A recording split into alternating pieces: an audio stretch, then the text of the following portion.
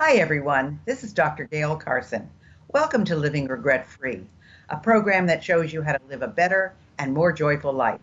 As an added bonus, I invite you to listen to an introduction to my Mindset Matters program, which ties into this so well.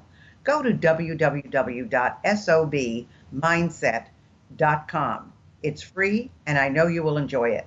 If you'd like to contact me personally, drop me a line at gailcarson13@gmail.com or go to my website, www.spunkyoldbroad.com, and sign up for my weekly newsletter. Hi, everyone. This is Dr. Gail, SOB, Spunky Old Broad, and we're here for our Living Regret Free show. I want to remind you to subscribe to my Spunky Old Broad channel on YouTube so you can see us that way as well. But I have an absolute fabulous guest for you today, and that is Rabbi Daniel Cohen. He's a popular motivator, a mentor, an inspirational speaker, and the author of What Will They Say About You When You Are Gone? Creating a Life of Legacy. Welcome, Rabbi Cohen. Thank you very much for having me. It's a pleasure and an honor. Well, it's funny you're talking about legacy because it's something I started talking about 5 years ago, saying I wanted to leave a legacy. And, it's hard to do because, there are certain people, famous people that will always be referred to in the future, like our past presidents or whatever.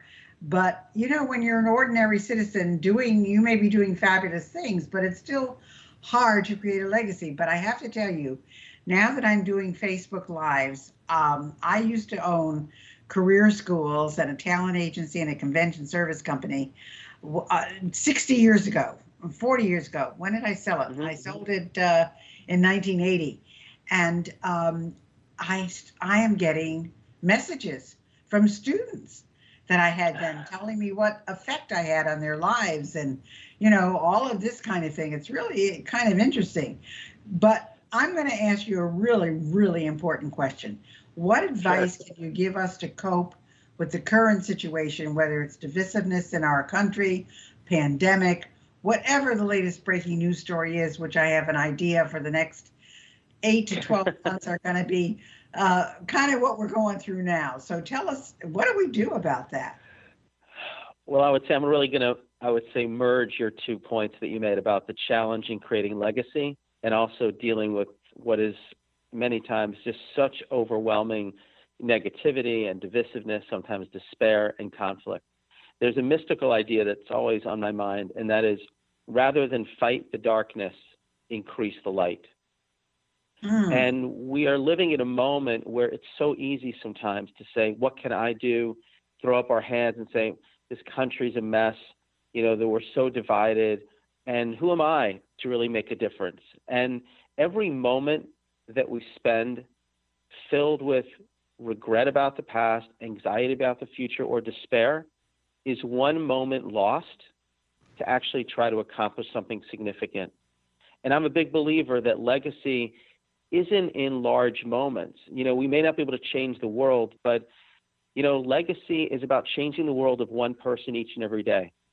And it could be that there's somebody, for example, that you meet at the supermarket, somebody who you reach out to in an email who needs a little bit of strength. There are more people today, because of the pandemic, that need our encouragement, that need our support, and they have their own network of people. So my advice is increase the light in your life. Acts of kindness, intentional ways to lift other people up, make us feel better, improve the world around us.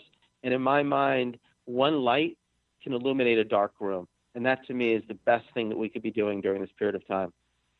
I so agree with you. I happen to be a very lucky person in terms of I just don't get depressed. I've been self-isolating for 33 weeks because I'm immune compromised, but I just don't get depressed. And I have 2 cats that keep me going. In fact, one is on my lap and one is crawling all over me right now. But I can tell you this, people in my building, I'm in a high rise and I don't really, I didn't really know anybody because I traveled all the time. They have been so good to me. I have received 4 different bouquets of flowers. I have a woman on the floor beneath me who occasionally, but more likely than occasionally, cooks me a meal. Someone who, the very first week of the pandemic, I had never met her in my life. I opened my door. There were 24 rolls of toilet paper. She gave me all kinds of things. I mean, masks and gloves and wipes and just about everything. It was amazing. So I've been very fortunate that people that I've come in contact with or didn't even know have been so kind to me. And that's what I tell everybody. Call your friends, people you haven't talked to in a long time. If you're in business, call your customers. They want to hear from you. Call your past clients, call future clients. People want to connect with people. But you wrote this book. What will they say about you when you're gone? Man, that I would like to know myself. What inspired you to write that? I would say two things, one personal and one professional. On a personal level, I always grew up with a sense of the significance of every moment and always trying to be grateful. But my mother, unfortunately, passed away from a brain aneurysm when she was 44 years old. I was in college at the time. And in that instant, I began to understand even more deeply that life can change in an instant. And what we think is going to be there forever isn't going to be there forever. And I always knew my mom was young, but when I got to the same age as my mother, that's really where the odyssey for this book began. I turned 44. And in that moment, I asked myself, am I making the most of the life that God has given me? And that began really a journey of reflecting on, which is really the professional piece, is that many times as a rabbi, for example, I'll hear from people in moments of crisis. Somebody's going to the hospital. I call it a little bit the September 12th moment. You know, right after that moment, everybody forgot about what divided us and people focused on what was really important. But oftentimes, as soon as life is okay and everything is healthy, we go back to our bad habits and we don't really appreciate the gift of every moment. So the book was really an opportunity for me to think more thoughtfully about how do I take those awakenings that people do have in moments of crisis, help them identify what is the best self, the kind of life they want to lead. And then I took them on a journey of 7 principles to reverse engineer their lives so they leave the lives now for how they want to be remembered. You know, I know that you talked about reverse engineering your life. How do people do that, and why is it important to do it? Well, it's very important because life moves really fast. I think, you know, people will always say, certainly I use as an example, you know, at the beginning of the summer, I have all these things I want to do. And then the nature is, oh my gosh, the time went by so fast. And what reverse engineering your life helps us do is not stop time, but it helps us slow down time so we can be fully present in the moments that we have and really try to help create what I call a little bit of heaven on earth. And each one of the principles is geared towards, number one, being more mindful. I call one of the strategies living inspired, which is living with a sense of gratitude on a daily basis. You know, somebody, and we've all seen this, somebody's drowning or somebody is in, their life's on the line, and then all of a sudden they're saved. They say, wow, I can take a breath. And I was even in during this moment, there's a beautiful story about a fellow in his 90s who recovered from COVID. He was in Italy, and as he got out of the hospital, he was given the bill for 1 day for a ventilator. And he started to cry, and a doctor said to him, are you crying because you can't pay the bill? He said, I'm not crying because I can't pay for the bill. But I'm 93 years old, and I've been breathing God's air for free. I never realized how much I owe God for every single breath I take. Now imagine if we lived our lives literally as if every breath in and out was a gift, and then my responsibility to give back. So through the book, I really reflect on principles. Another one is, you know, I would say the notion of courageous choices, which is important. You know, most people decide what's right and what's wrong based on what's expedient, based on pressure. But reputations and lives are built in the day-to-day moral choices that we make. And how do we develop the fortitude to make choices based not on convenience, but on conviction? And that's something that I reflect on. So there's a lot of these principles, and the one that to me relates to what I mentioned before is the notion of discovering your Elijah moment, which is the notion that in any moment, any opportunity that we have is an opportunity to truly impact somebody's life in an eternal way. When you were in that classroom and you were a teacher, you didn't know in that moment that you'd have such an impact. But if we realize that in any moment we may have an impact, then there's a way really to help elevate our lives and the lives of those around us. Changes the way you live. Yeah, that's so true. I mean, that's the one thing I think really hits me deep, and that's living your conviction. I think there are so many people who don't do that. They settle, and it's just not going to make them happy. And maybe that's why I don't get depressed. I have lived my life exactly the way I wanted to all of my life. I have worked all of my life since I was 13, and Wow. I've had I've reinvented myself 7 or 8 times. I had one business for 20 years, another business for 20 years. Now I'm doing this business for about 12 years, and there were things in between. So, I think all of that kind of contributes to who you are. The one thing I'm disappointed about now is the fact that this will be the first Thanksgiving in 55 years that I have not spent with my son. But he's in California, I'm in Florida. I have homes in California. I just can't get there because I'm immune compromised and I'm not getting on a plane till there's a vaccine. So, I think that you have a 25 formula that you talk about. What is it, and why is it important to understand it? Sure. So the idea is 25. I believe actually it was Warren Buffett that was the originator of this, but he said it takes 20 years to build a reputation. It takes 5 minutes to destroy a reputation. And what I talk about is that it's in the small decisions that we make. Do we give? Do we take? Do we hold a secret? Do we gossip?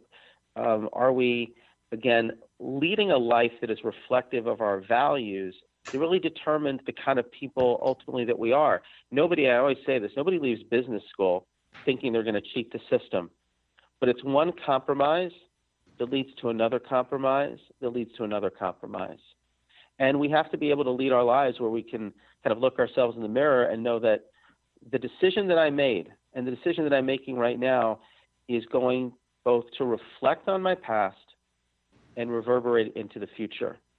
And I think we all want to lead lives not by doing just what you might say pleases others, but you're saying it yourself. Do something that really reflects the essence of who I am and what I believe in. And those choices, we have hundreds of those choices every day. And that's truly the way a reputation is built, and that's the way legacy is created. Well, that is so true. There are so many things that happen to us in a day. You talk about finding faith and being prepared to face obstacles. I was so fortunate. My mom, who was not an educated woman, she was forced to leave school in the 10th grade to send her brother to college, because that's what you did back then. I had to face every obstacle that came up, and she didn't make it easy. I mean, when there was something and I would, say, oh, she'd say, look, this is what you need to do. I had to call my father. My father was a pharmacist, and I could never read his handwriting. It was as bad as a doctor, and I had to call his drug orders in to the supplier. I was 8 years old, and she said to me, you're going to have to learn to be on the telephone, so learn how to speak well. And then there was the time that I, didn't get a part in a play that I tried out for, and I wanted to leave that school. And my mother said, this is not Broadway, this is college. Stay a year, and then you can go wherever you want. I mean, it was just, she was and is still my greatest mentor. I mean, she lived to 99 and a half, and she was feisty all the way through.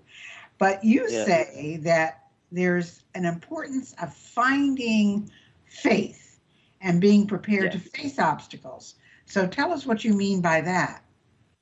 I mean that, no great life, greatness or growth only happens through struggle. Life is not intended for us to be comfortable. I mean, that's not a life of legacy. I have everything that I need. I'm never going to go outside my comfort zone. I'm never going to push myself beyond what's easy for me.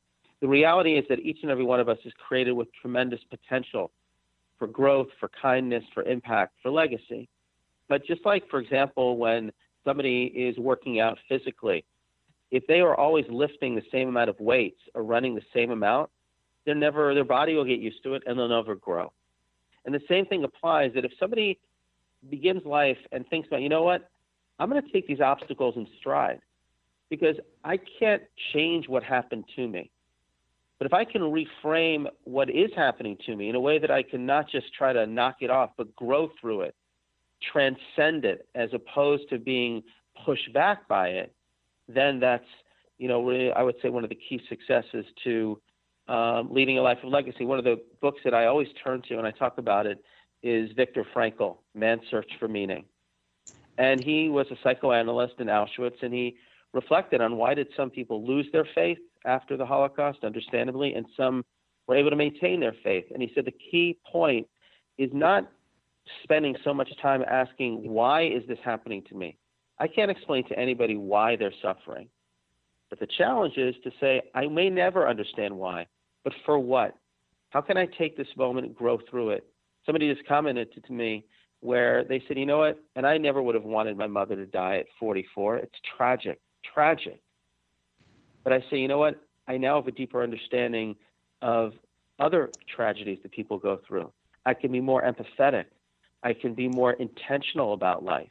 That's really where our energies are. So finding faith is about not asking why, but saying, what can I do to transform this obstacle into an opportunity for growth? That's, I think, the most important mind frame of finding faith. Interesting. I've heard that, used in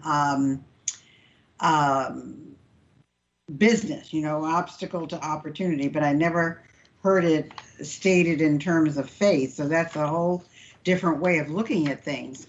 So talking about everything that you've said so far, Rabbi, how do you create a legacy? I mean, I'm sure there are people that are listening to this and they're saying, yeah, but I'm just like an ordinary person doing an ordinary job, living in an ordinary town in an ordinary way. How do I create this legacy? Well, it depends on how you talk about legacy. I mean, legacy, we talk about, I'll use this as an example. When you talk about the most influential people in your life or in my life, it's not the president of the United States. It's not somebody who's a basketball Hall of Fame. It's a mother, it's a father, it's a teacher, it's a friend, it's somebody who is a mentor. That's influence, that's legacy. So I am sure that every single person who's listening here has somebody within their family circle, their social circle, a neighbor, somebody in their community that could use their support in some way. It's not only financial support. It's maybe a listening ear. Maybe it's some empathy. Maybe it's a little encouragement. Somebody who's just starting out, going into college or don't have their first job yet, or somebody who needs a little bit of a mentor in their life. That's the way legacy is created. So I would suggest take a few minutes today and identify who are the 5 people that are in my life that potentially I could help. I could be a little more intentional about in terms of lifting it up. And that one phone call and that one email will be so welcome. That's legacy, because that person is never going to forget the unconditional act of giving and of love that you share with them today. And if we do that every day, our lives will be radically different. That to me is one of the first steps of creating legacy. And that's extraordinary. Nobody's ordinary. I mean, you do an act of love and spread a little light, you've just made an ordinary day into an extraordinary one. It's so interesting. This woman that cooks for me on the, in the building, I had some surgery about 3 weeks ago, and she insisted on going to the hospital with me. She doesn't drive. We took a lift, and she came and she stayed all day in the hospital until I was done, then came home with me. And the building itself, the management said it was so rewarding to have someone like her in the building who cared so much about other people in the building. And, we never emphasized it. I mean, the building maintenance guy was there when we left, because we were waiting for the lift. And the building manager was there when we came back. And I said, "Oh, I'm out of the anesthesia, but I'm okay." And she was there, and so I said, and she came with me because she didn't want me to be alone. Although I've done most everything alone, but so it just show you, what's involved. So give us. We've got about 5 minutes left, Rabbi Sure. Cohen. And what would you say are some tips for living an inspired life that you haven't talked about yet, especially for those people who never seem to smile or, are grumpy all the time? By the way, there is an important principle, which is our actions affect our emotions, which means that even if you don't feel like smiling, and I believe you'll have a reason to smile. Even if you don't feel like picking up the phone right now and making that phone call or sending that email, just pick it up and say, "I'm thinking about you." Because the way we are designed is that when we act in a way that is other-centered and that we really try to share something of ours with others, we're going to begin to feel, wow, that feels really great. That feels really good. And that will create what I call, momentum inside of us to try to want to do more. So one of the first steps I would say is literally start smiling, identify 2 people you want to help, and to start really reaching out to them. Something else is the weather's beautiful now. At least I'm calling you from Connecticut. But, when we take walks outside, I'm a big believer in just taking walks and reflecting, asking yourself, and this is the very beginning of the book, identify what is the life you want to lead. What are the 5 words, and this is a great question, that a person wants to be remembered by? I'll give you an example. Somebody said to me, "I want to be remembered as a father, a friend, a son." Then they said to me afterwards, "You know what, I have a sister, and I forgot to write down that I'm a brother. I need to spend more time with my sibling." We are so bombarded by noise. Turn it all off. Leave your phone at home and make it a habit of spending 15 minutes, 30 minutes on your own, taking a walk and answering some big questions. What's worth fighting for? If you had 24 hours, what would you do?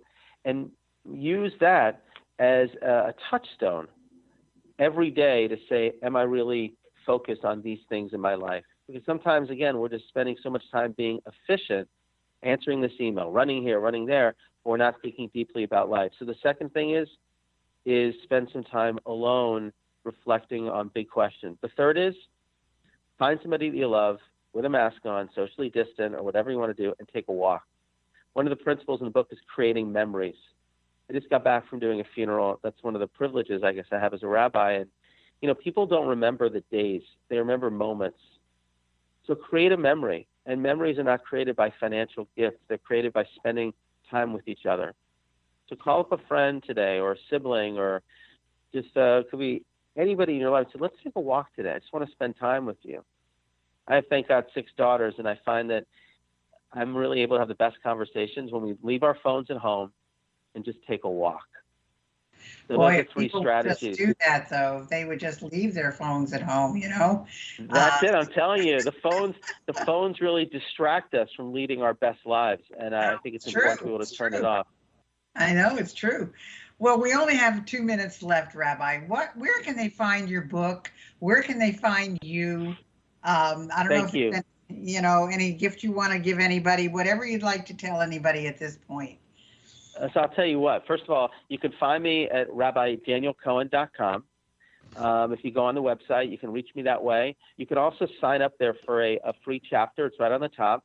And if you do, if there are 10 people that sign up, the next 10 people, and they even mention your show, that they heard it on your show, I'm happy to send them a book, a signed copy of the book. It would be my pleasure to do so. But you can go on, you sign up for the newsletter, you get a free chapter, and I'm happy to send a free book to 10 people who mention your show.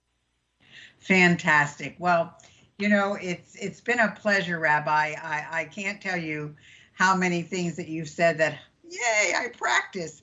In fact, people always say to me, "You're always smiling. Why are you always so happy?" Well, it's better than the alternative as far as I'm concerned. So I don't know, but Gosh, it has just been delightful talking to you. And your daughters are so lucky to have a dad like you because, so many fathers, well, in yesteryear, they were always working and the mother was always the parent at home. But today, I have to say, the young fathers today are taking much more interest in their families and are spending more time with them. So that's really, really terrific. So Yeah, if you're that's a blessing. interested, yeah, it is. And if you're really interested in learning more, go to his website, rabbidanielcohen.com. His book is there. The first chapter you can download. Thanks so much for being with us, Rabbi. My It pleasure. has Thank been you a so much for your pleasure. time. I appreciate it. Thank you. Hi, this is Dr. Gail, and I wanted you to know I have a whole bunch of other things to offer you. If you go to spunkyoldbroad.com, you will see an array of SOB stuff for sale and all our latest products and additions. If you're interested in getting on TV, I have a brand new course, Get on TV. And if you want to start your own business, you'll want my SOB Guide to Business Success. I know you'll love them all. I guarantee it.